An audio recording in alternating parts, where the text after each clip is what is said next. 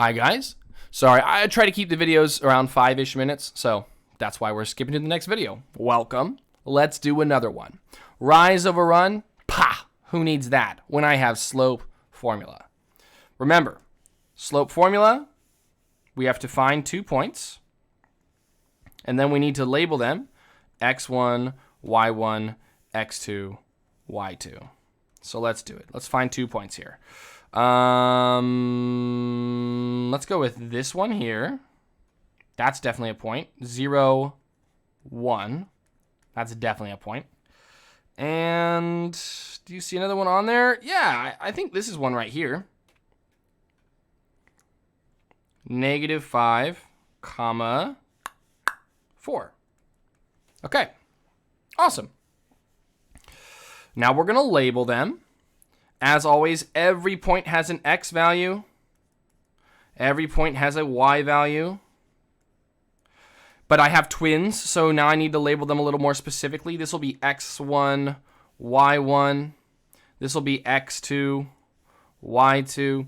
A question I get is, Mr. Grap, does it matter which pair is x1, y1 and which pair is x2, y2? No. This bottom one could have easily been the x1, y1, and this top one could have been x2, y2. It doesn't matter which one has the 2 or which one is the 1s. What matters is that they're both 2 or that they're both 1. That's what matters. Okay, so now let's plug some numbers in. We've got the slope formula written to the right over here. Makes it nice and easy. Y sub 2 is right here. It's 1, so I'll put a little 1 minus y sub 1, so 1 minus 4, okay, over 0, that's my x2, 0, minus, and then -5. That's my x1, -5. Now we'll do the math. 1 minus 4 is -3.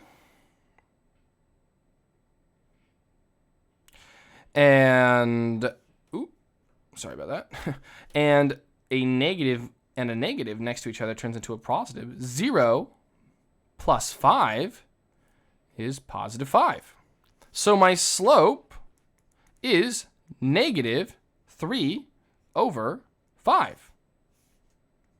Well, that's nice. And it doesn't even need to be simplified. That's great. Let's verify, because I would hate to be wrong. Okay, to verify, we're just going to count up 1, 2, 3, and we're going to count over 1, 2, 3, 4, 5. It's perfect. Let's count. Let's just make sure it verifies with another point on the graph. 1, 2, 3. Now over 1, 2, 3, 4, 5. Perfect. All right, so we definitely have a slope here. And notice that it's a -3 over 5, which makes perfect sense, because if I were to put a little dude up here, he'd be walking down this hill. This is a downward slope. It's a negative slope. And I didn't have to pay attention to which direction I was counting. I just had to plug the numbers in. So each strategy has its own pros and cons. With rise over run, you got to pay attention to the direction. With slope formula, you've got to make sure you're plugging in the right numbers. But either way, you would have ended up with the same slope. It's beautiful. So that's slope formula for you guys. You just label some points, plug them in, simplify or solve, and if possible, simplify. Sweet. That's it for this lesson. I'll see you in the next video.